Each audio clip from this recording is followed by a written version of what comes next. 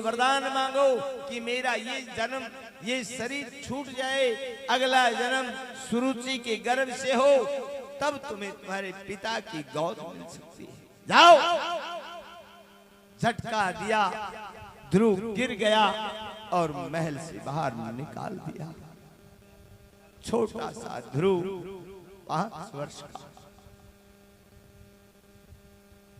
शिष्या लेते रोते हुए जिस प्रकार से अपनी मां के पास आया, लेकिन मां तो सुनीति थी, मां की गोद में बैठे हैं। सुनीति ने अपने आंचल से ध्रुव को सहलाना शुरू किया, आंसू को पोंछना शुरू किया। बेटा, तुम्हारी मां ने ठीक ही तो कहा है, जब भगवान की तुम तपस्या करोगे तो तुम्हारे पिता का सिंहासन तो बहुत छोटा है, तुम्हारे पिता की गोद तो बहुत छोटी है। जब प्रभु प्रसन्न होंगे तो तुम्हें अपनी गोद में बिठा लेंगे।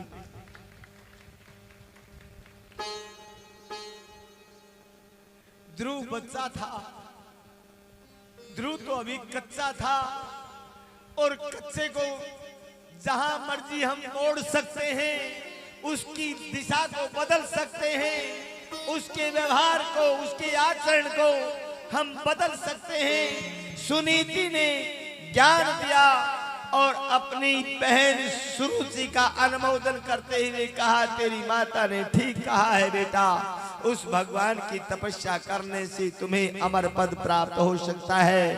माँ की बातों पर विश्वास हुआ। ध्रुव ने कहा, तो माँ भगवान कहाँ मिलेंगे? माँ ममता बस सहजता से कह दिया, बेटा भगवान जंगल में रहते हैं, वन में रहते हैं। ध्रुव ने माँ की वाणी पर विश्वास किया, माँ को प्रणाम किया, जंगल की तरफ प्रस्थान किया। जंगल में प्रवेश हुआ, सब ऋषि आए। आज माँ तो साथ में नहीं है, लेकिन माँ के दिए हुए संस्कार ध्रुव के साथ हैं। ध्रुव ने सब ऋषियों के चरणों में दंडवत प्रणाम किया, आशीर्वाद मिला। कहाँ जाते हो बेटा? बाबा, भगवान से मिलने जा रहा हूं। तुम्हें भगवान का पता है? सप्तऋषियों ने कहा, बेटा ये भजन करने की उम्र नहीं, वापस घर में चले जाओ। लेकिन ध्रुव का तो अटल निश्चय था। प्रणाम करके ध्रुव आगे बढ़े।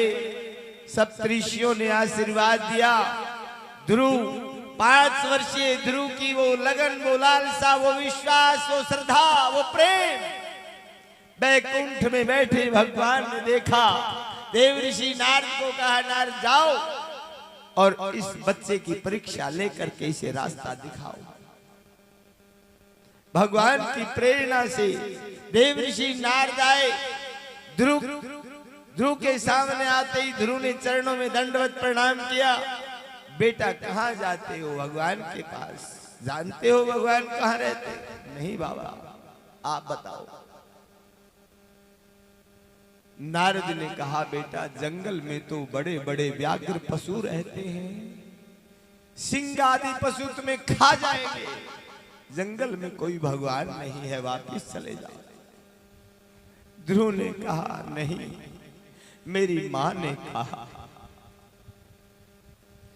मेरी मां ने कहा है बाबा, मेरी मां झूठ नहीं बोल सकती। जंगल में भगवान रहते हैं। नारद ने अनेक प्रकार से भय दिखाए, विचलित करने की कोशिश की, लेकिन ध्रुव के दृढ़ विश्वास को देखा। नारद जी आत्म विभोर हो गए, गदगद हो गए, आशीर्वाद दिया। वहीं पर नारद जी बैठ गए, ध्रुव को अपनी गोद में बिठाया, कर कमलों से सहलाने लगे। धन्य हो बेटा तुम्हारा जीवन। नारद जी ने वहीं पर द्वादशाक्षर मंत्र का उपदेश दिया। ओम नमो भगवते वासुदेवाय।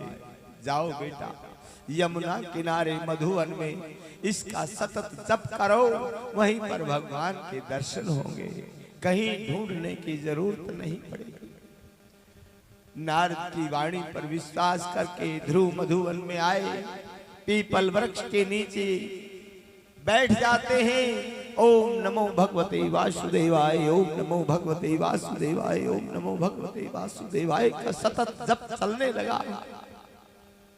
प्रथम महीना फल खा करके निकाला, दूसरा महीना प्रारंभ हुआ, पत्ते खा करके निकाला, तीसरा महीना प्रारंभ हुआ, टूटे हुए पत्ते खा करके निकाला, चौथा महीना प्रारंभ हुआ, सब त्याग दिया, श्वास वायु पी करके जप करने लगा। पांचवा महीना शुरू हुआ, वायु को भी छोड़ दिया, अपने प्राणायाम के द्वारा श्वास को खींचा, ब्रह्मरंध्र में ले गए, अंगूठे के ऊपर खड़े हुए प्रभु का भजन करने लगे और ध्रुव की तपस्या से त्रिलोकी बन गई। जैसे ही त्रिलोकी स्थिर हो गई, तपस्या के तेज से त्रिलोकी जलने लगी, भयभीत होने लगी। सभी देवता ऋषि संत महात्मा प्रभु के पास गए, पुकारने लगे, प्रभु क्या हो रहा है? भगवान ने कहा, घबराने की कोई जरूरत नहीं। उस ध्रुव के प्रेम को, भाव को, उसकी दशा को देख करके प्रभु लालायित हो गए। वहीं से आने लगे, मां लक्ष्मी साथ में बैठी है। प्रभु इतने उतावले कैसे हो गए? एक छोटा सा अबोध 5 वर्षीय बच्चा मुझे पुकार रहा। 5 वर्षीय बच्चा? हाँ देवी, तो मैं भी आपके साथ चलूंगा।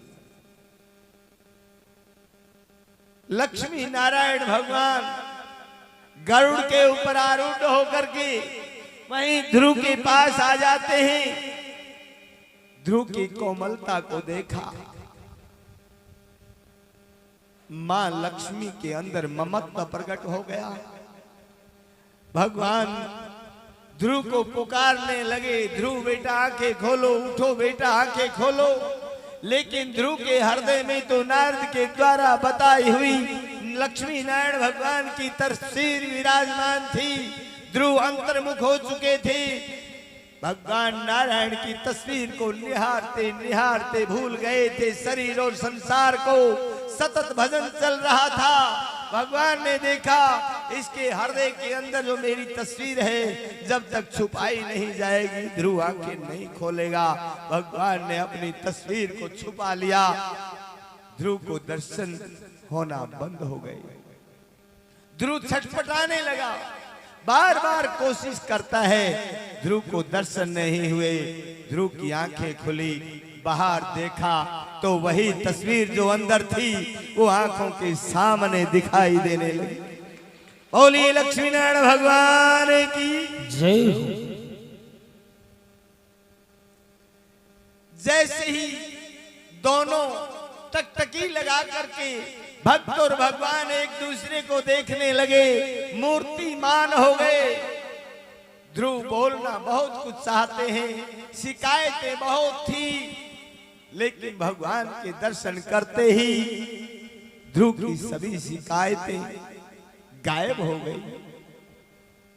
ध्रुव बोलना चाहते हैं लेकिन कुछ बोलने की इच्छा ही नहीं। सब इच्छाएं समाप्त हो गई, अब कुछ नहीं चाहिए। मानो अपनी दृष्टि से भगवान नारायण की सुंदरता का पान करने लगे। एक एक अंग प्रत्यंग को निहारने लगे, उसकी सुंदरता को छूने लगे। भगवान नारायण ने इस भाव को देखा, अपने शंख का ध्रुव के कपोलों से स्पर्श करवाया।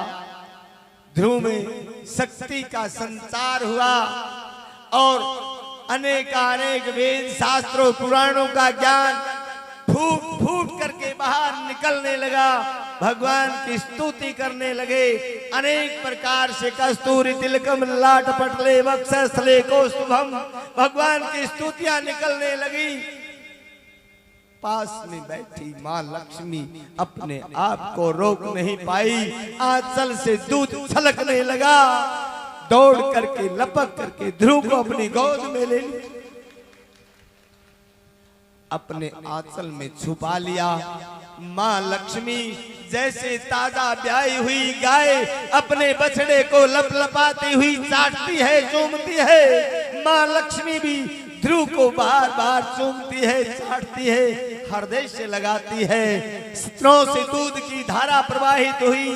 भगवान ने दशा देखी, ध्रुव को लक्ष्मी से अलग कर दिया, अपनी गोद में बिठा लिया। लक्ष्मी, ये मृत्यु लोक है देवी, इस जाल में मत फंसो, ये मृत्यु लोक है। ये सभी मृत्यु लोक वासी तो इस जाल में बंधे पड़े हैं, तुम भी बन जाओगे। अब भगवान ने ध्रुव को अपनी गोद में लिया। भगवान और भक्त की दृष्टि एक दूसरे को निहारने लगी। भगवान पूछने लगे, बेटा कुछ शिकायत लेकर आए थे, कुछ कहना चाहते हो, बताओ, आज बताओ। जो शिकायत है, जो शिकवा है, जो कहना चाहते हो, आज मैं तुम्हारी हर इच्छा को पूर्ण करूंगा, बेटा बताओ। ध्रुव ने कहा, प्रभु शिकायत तो बहुत लेकर के आया था, लेकिन अब कोई शिकायत नहीं। अब आप मिल गए, मेरी इच्छाओं का नाश हो गया, मेरे मन में कोई इच्छा नहीं है। प्रभु बस इस छवि को मैं सतत निहारता रहूं, बस यही मुझे आशीर्वाद दो। भगवान ने कर कमलों से सहलाते हुए छोटे से ध्रुव को कहा, बेटा ये वरदान तो आपको मिलेगा ही, लेकिन एक वरदान मैं अपनी मर्जी से देता हूँ।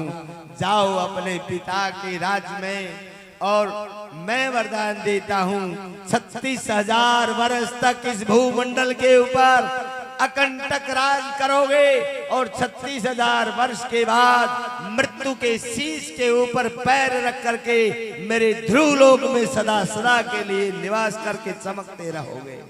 ये भगवान ने वरदान दिया, और ये वरदान दे करके भगवान अंतर ध्यान हो गए। बोलिए भक्तवत्सल भगवान की। ध्रुव वापिस आए, ध्रुव का बहुत भव्य स्वागत हुआ, और उसी समय महाराजा उत्तानपाद ने ध्रुव को सिंहासन पर बिठाया, राज्याभिषेक हुआ, और सुरुचि के साथ भजन करने के लिए वन गमन कर गए।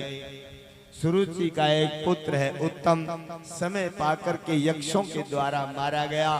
ध्रुव को बड़ा क्रोध आया, लाखों यक्षों को मार गिराया। ब्रह्मा जी आए, ब्रह्मा जी ने इस युद्ध को बंद किया। बेटा बदले की आग बदले से कभी शांत नहीं होती, इसलिए इस युद्ध को बंद करो, और जिस कर्म के लिए आए हो अपने कर्म की तरफ ध्यान दो। ब्रह्मा जी ने यहाँ बहुत सुंदर उपदेश दिया है। अब इस प्रकार से ध्रुव का वंश आगे बढ़ा।